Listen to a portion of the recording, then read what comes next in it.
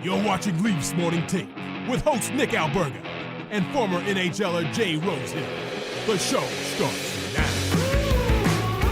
Early bird catches the worm or something like that. Our final show of the week here at Greta Bar YYZ 590 King Street West. Nick Alberga, Jay Rosehill after a thrilling 4-3 Game 2 victory for the Toronto Maple Leafs presented by Bet365. It's the Thursday edition of Leafs Morning Take. Rosie, how we feeling today, buddy? I am feeling good. How are you guys feeling starting at 9 a.m.? This is what I do every day. You guys are I don't know up how and you do at 'em, up and at 'em. My schedule is out of flux right now. I'll be honest. I woke up, I'm like, shit, where am I? But here we are, buddy. Single with no kids, getting up before 8's a big deal for you. I believe it. I wake up at 10 every day.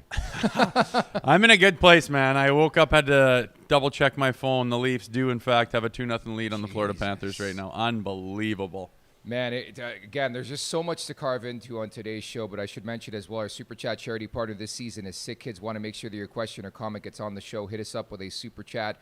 Proceeds from our Super Chat will go to Sick Kids, ranked the #1 research-intensive children's hospital in Canada and third in the world. Dude, it gets tougher from here, but you're halfway there. I think, I was going to bring this up on the pregame show yesterday with Zach. He's a big math guy. Now that they've won the first 2 games of the series, I know they take care of home ice, but that means the Panthers have to win 4 or 5 to win this series. Think about that. Yeah, I mean, it's a long ways from over, and they'd be smart not to get ahead of themselves. Same with the fans and everybody else, but you cannot have a better start to sweep at home and to go on the road where that team's scrambling, second-guessing themselves, trying to figure you out. You're in complete control. You have to do more of the same down in Florida. You have to get a stranglehold. I mean, it's not crazy to think that, we've seen it in this playoffs a bunch where both teams split at home, and all of a sudden, that feeling you had, that lead that you had is gone, and you don't want to be coming back to Toronto all tied up. You got to take care of business. You got to get at least a split down there, and I mean, that's their next focus here, but it just never ends in the playoffs. As awesome as this is to have this 2-goal lead, you can't rest on your laurels. You got to keep going, keep focusing, readjusting, and continue on down that path because there's a new test every other night. Again, I was impressed with the professionalism. So I was down at the game last night. So were you for, half of it, I guess. But I think, even being in the room, the level of professionalism, they're dialed in, they're locked in. I think for the first time in a long time, we've been talking about this. The end game is there. In recent seasons, it felt like there was this urge to win a series where it's now game by game, shift by shift. They understand this is for the ultimate prize. And again, it stems back to their head coach, man. Craig Berube is cool as a cucumber, win or loss. And I think that really stems to the team right now. Yeah, it is. And I mean, when they hired him, that was the thing. He's even keel and he's been there before, right?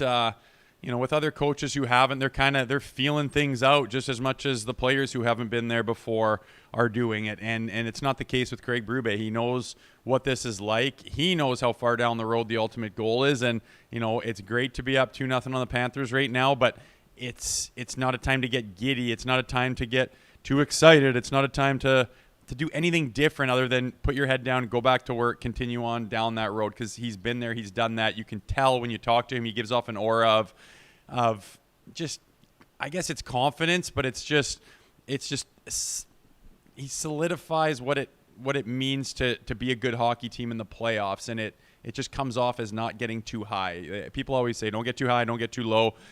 He's certainly not getting too high, and I think that'll rub off on the players. They realize it's just day after day, take it a day at a time. Yeah, that's what we're doing here over at the Leafs Nation. By the sounds of it, I was only there for the pregame. Greta was bumping last night, which is great to see. A lot of people repping their nationgear.ca and the Now We Go t-shirts, man, really, really creating steam and buzz throughout these Stanley Cup playoffs. And I just tell you, Toronto is a different animal in the postseason when the Maple Leafs are having success. I had to think about it.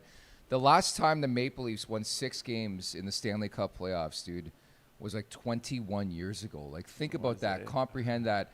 Think about how old you were in that time set. It's wild, and you can it's palpable in the air leaving that arena last night. And I know it was a couple minutes after the game. It was 45 minutes after the game. But the buzz in the air in Toronto, the weather's getting better. There's nothing that beats it, Rosie.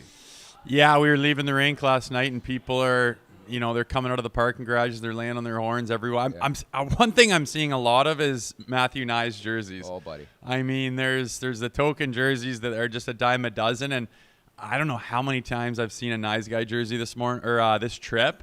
and they're getting more and more. I imagine they're flying off the shelves for good reason right now, but the city should be abuzz. They've wanted this more than any other market in the world, and they're finally getting, some legit hope on doing something special this year, and that could not be more apparent than a 2-0 win against the Florida Panthers, the reigning champs. I mean, I know I stroked them a bit on this show, but they are that good. They are coached that well. Their D, their goaltending, their scoring, their grit, their experience.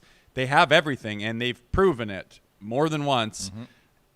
And the Leafs are just handling them like they don't care. Like they're ready to take their place. It's unbelievable. Like I said, it could not have gone better. I can't believe that we are looking at 2 wins in regulation. Speaking of buzzing, you in the alumni box last night. I'm back home after the game, and I see a joint indication from Maple Leafs alumni on Instagram. You're getting fitted for the jacket last night. You're bumping into people. Speaking of Matthew Nyes, I guess you met his mom last night. Yeah, as soon as we got into the rink, we're waiting for the elevators to go up to the box, and it's really loud. They're just about to start the second period, and this sweet little lady comes up, and she tugs on my arm, and I couldn't quite hear. She said, "I'm so-and-so." She spoke very quiet. I think she had an accent, too, and kind of normally you just kind of nod and say, "Oh, thanks so much," and have a great night. And then I was like, I just double-checked. I'm like, "Sorry, what is your name again?" Because she said it, but I didn't catch it. And she goes, "I'm Matthew Nyes' mother." And she goes, "Thank you so much for what you say." I was like, yeah. She's a listener. I was like, that is, I said, well, thank you so much for building that beautiful specimen of a hockey player, because this is a love affair unlike anything else. Jay Rosehill and Matthew Nyes, but understandably so, dude. I watch this guy on a nightly basis. I'm like, man, oh man. I just in the Uber over here, I was looking at, they were playing Anaheim, and he's on a line change, and some guy comes over and gives him a shot, and before, anyone on the team would kind of go, and half-heartedly push. He grabs the guy and folds his spine over, and he's a college player, and it's his second full year. And then he does the things that he does out there, like his maturity level, his confidence is just leaps and bounds, and I'm not sure this team would be in the position that they are right now without that guy. I mean, it takes everybody. There's lots of other pieces of the puzzle, but since we're talking about him and his mother being a fan of the show, apparently. Well, you gotta talk about the growth of everything, including Leafs Morning Take. But if you weren't around in year one, we actually had Matthew Nyes just prior, I believe, to signing with the Toronto Maple Leafs. We had him on this podcast, and from that time, Rosie fell in love with him. Like, this is not a new thing. Like, this has been brewing for the last couple of years.